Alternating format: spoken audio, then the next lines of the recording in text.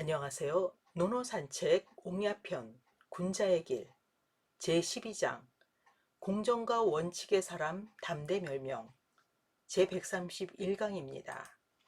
본문 보시겠습니다. 자유위 무성제러니 자왈 언득인 언이호와 왈 유담대멸명자 하니 행불유경하며 비공사어든 미상지어 언지 실야 하나니이다. 자, 자유는 앞에서 공자에게 효를 물었던 그러한 제자였습니다. 자유가 무성의 재상이 되었다. 무성의 읍제가 되었다. 여기 무성은 노나라 도성 밑에 있는 읍이죠. 공자께서 여득인 언이호, 여기 여는 너여자입니다. 그리고 득인은 사람을 얻었느냐라는 질문이죠. 여기 뒤에 있는 언이호는 뭐뭐 하였느냐라는 의문사입니다. 그리고 담대멸명이라는 제자가 나왔는데요. 노나라 사람이고요. 교육가입니다.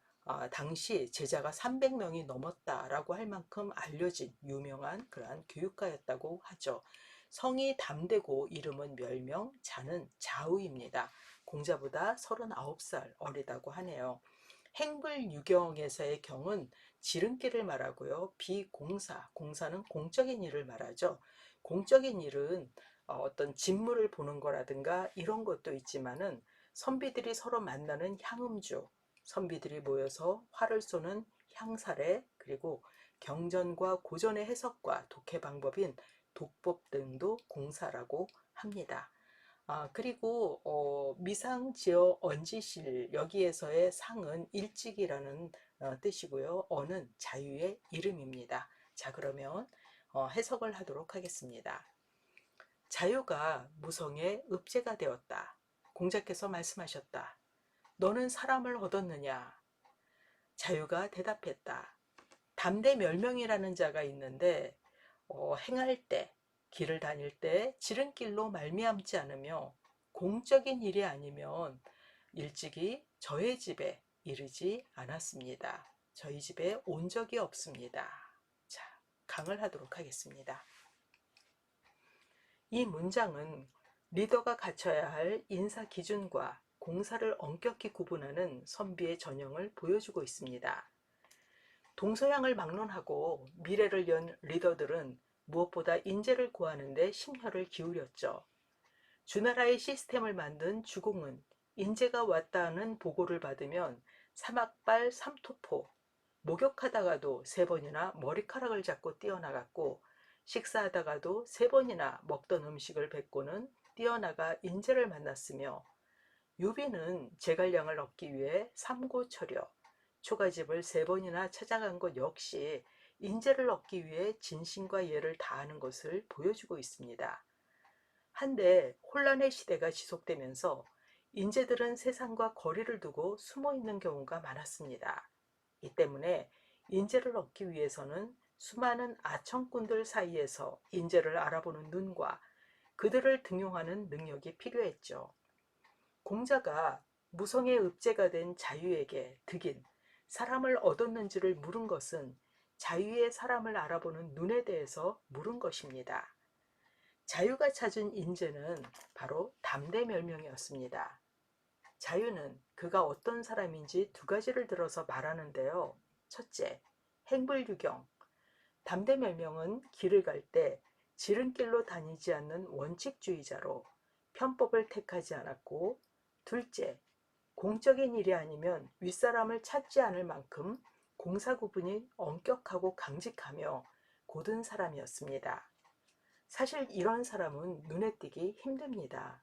대체로 인물이 훤하고 말솜씨가 좋으며 빠릿빠릿해서 지름길로 다니며 사교성이 좋아 많은 사람들과 교류하고 권력자에게 가까이 다가가 사적인 친분을 쌓는 것은 예나 지금이나 능력자로 보이며 출세의 가장 빠른 방법이죠.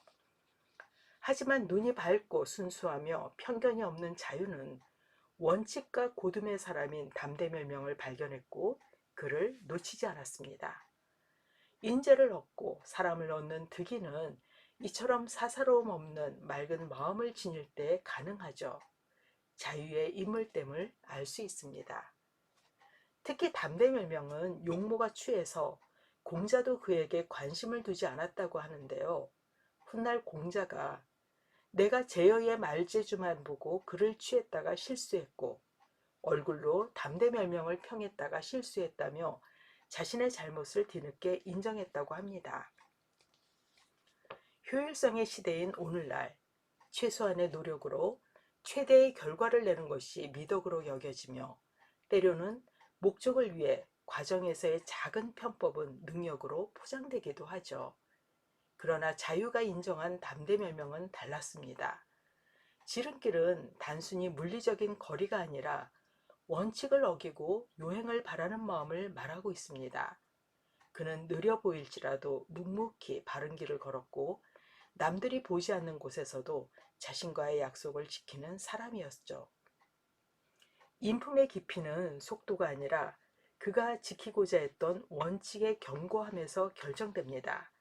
공과사를 명확히 구분하는 태도는 공동체의 기강을 바로잡고 인사의 공정성을 확보하는 기초가 되지요. 사적인 감정이 개입되지 않는 관계야말로 조직이 투명하게 운영될 수 있는 최후의 보루입니다. 공자가 사람을 얻었느냐고 물은 것은 단순히 일 잘하는 직원을 구했느냐는 물음이 아니라 세상을 함께 변화시킬 도의 동반자를 찾았느냐는 뜻입니다. 자유의 답변은 훌륭한 리더 밑에는 반드시 그에 걸맞은 인재가 모인다는 사실을 방증하고 있죠. 편법이 지혜로 둔갑하고 사적인 인맥이 실력으로 치부되는 오늘날 행불유경의 정신은 우리가 다시 회복해야 할 고귀한 가치입니다. 자, 본문을 함께 읽어보도록 하겠습니다. 자유위 무성재러니 자왈 여득인 어니후와 왈 유담대멸명자하니 행불유경하며 비공사후 등 미상지어 언지 실려 하나니이다. 자유가 무성의 재상이 되었다. 공자께서 말씀하셨다. 너는 사람을 얻었느냐? 자유가 말하였다.